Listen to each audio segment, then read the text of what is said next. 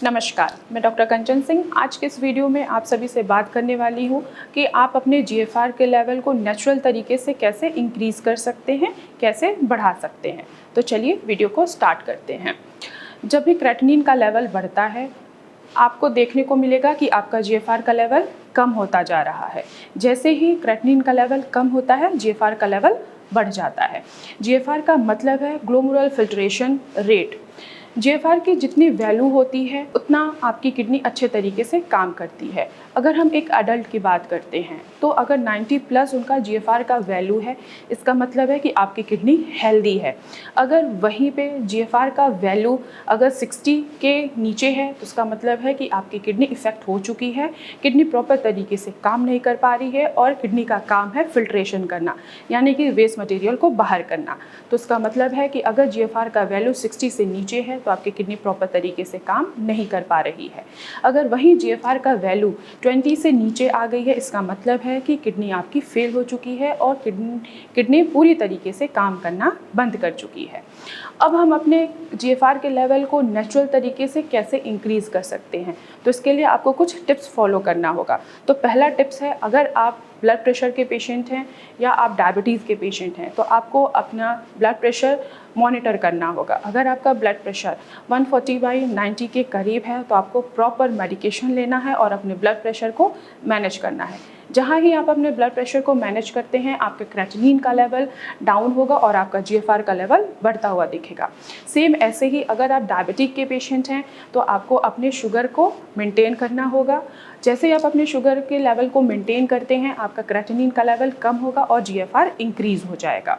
दूसरा आपको tips follow करना है कि आपको अपने डाइट में सोडियम की मात्रा को कम करनी है, खासकर हाइपरटेंशन पेशेंट जिनका बीपी हाई रहता है। अगर आप सादा नमक लेते हैं तो आपका ब्लड प्रेशर बढ़ेगा और आपका जीएफआर का लेवल कम होता हुआ दिखेगा। जैसे ही आप सादा नमक बंद करते हैं, अपने खाने में सोडियम की मात्रा को कम करते हैं, वैसे ही आपका जीएफआर का लेवल बढ़ता हुआ दिखेगा। अब सोडियम की मात्रा को कम करने के लिए आपको कौन सा नमक खाना चाहिए? आपको सेंधा नमक खाना चाहिए। अगर आप सेंधा नमक का सेवन करते हैं तो आपको दिखेगा कि आपका जीएफआर का लेवल जहाँ कम हो रहा था अब वो बढ़ रहा है। नेक्स्ट आपको क्या करना है? आपको पोटेशियम रिच जो डाइट है उनको अवॉइड करना है। अब पोटेशियम किन चीज़ों में ज़्यादातर मिलता है? जैसे कि ज़मीन के अंदर की चीज़ें। अब ज़मीन के अंदर की चीज़ें, पोटैटो होता है, स्वीट पोटैटो होता है, और जितने भी ग्रीन लीफी वेजिटेबल्स होते हैं, जितने भी डार्क हरे पत्तेदार सब्जियां होती हैं, आपको वो अवॉइड करना है। क्यों? क्योंकि इनमें पोटेशियम होता है। जहाँ ही आपके किडनी में पोटेशियम का लेवल बढ़ेगा, वहाँ ही आपका जीएफआर का लेवल भी कम होता हुआ दिखेगा। तो आपको पोटेशियम रिच डाइट का सेवन नहीं करना है।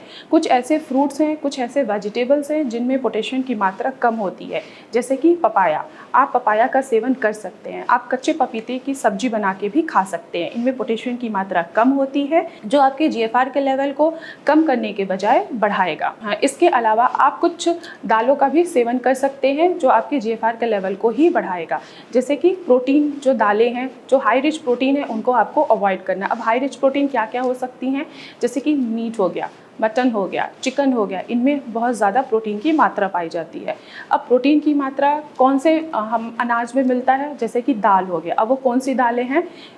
बिना छिलके वाली मूंग की दाल। अगर बिना छिलके वाली मूंग की दाल का सेवन करते हैं तो आपके जीएफआर का लेवल कम होने के बजाय धीरे धीरे इंक्रीज़ होता जाएगा और क्रेटिनिन का लेवल धीरे धीरे कम होता हुआ दिखाई देगा। इसके साथ ही साथ आपको स्मोकिंग अवॉइड करना है। अगर आप स्मोक कर रहे हैं तो आपका क्रेटिनिन का लेवल बढ़ेगा, जीएफआर का लेवल कम होगा।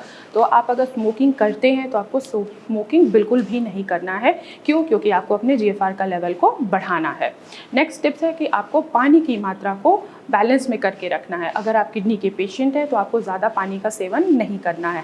अगर आप डायलिसिस के पेशेंट हैं तो आपको एटलीस्ट 900 ml से ऊपर पानी नहीं पीना है।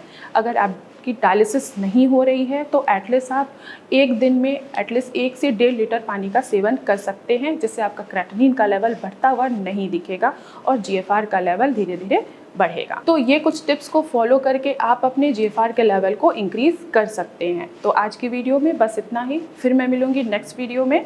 तब तक के लिए धन्यवाद।